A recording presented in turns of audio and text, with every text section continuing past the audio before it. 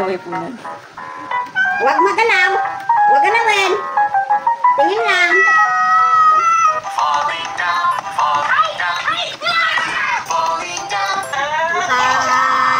Laking black po nito.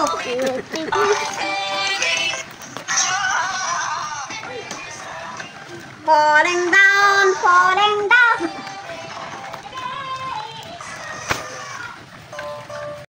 Hi guys. Maulan na ba dyan sa inyo guys? Dito sa amin yan guys, oh.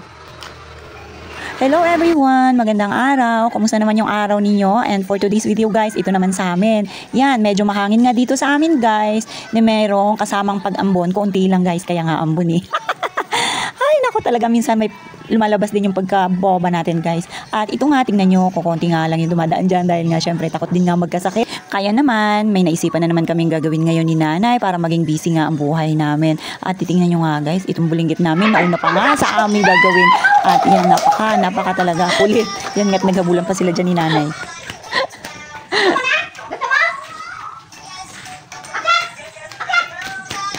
Kayang-kaya na talaga nitong little boy namin bulahin itong si nanay. Kahit nasigaw ng sigaw itong si nanay, iwala nga lang. At ito nga pala guys, inopen na ni nanay yung aming gagawing sabon, dishwashing liquid guys. Dahil nga malaki nga yung butas niyan, sabi ko nga kay nanay, italian niya na lang para konti-konti lang yung labas. At talaga naman pagka inikot-ikot, pagka hinalo na sa balde, dahan-dahan nga lang para hindi siya mahirapan dahil nga medyo malapot ito guys. At ito nga, tingnan nyo, habang hinawakan ni nanay itong bulinggit, ihawak din ang hawak, hindi rin papalugi. Panay nga rin ang pindot-pindot dahil nga medyo malambot ito guys at talagang masarap nga hawakan. At yan nga, pumesto na si nanay guys dahil nga mag-uumpisa na kami sa aming gagawing paghahalo at gagawa nga kami ng dishwashing liquid dahil nga kukunti na nga lang yung aming stock guys.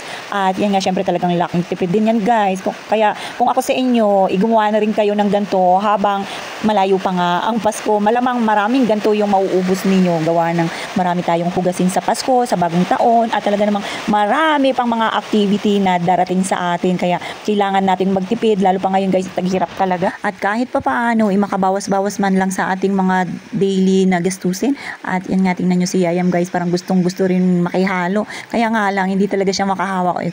Kita nyo nga, panay nga ang kiss kay nanay para lang makalapit dito sa amin. Tawang-tawa nga ako dyan sa dalawang yan. Mamaya't maya lang yung away at mamaya naman talagang sobrang sweet naman. Ganito talaga yung mga bata. Pagka ganitong mayroon kang mga little boy, lalo pa mga toddler guys, talaga naman dapat kailangan mahabang iyong pasensya.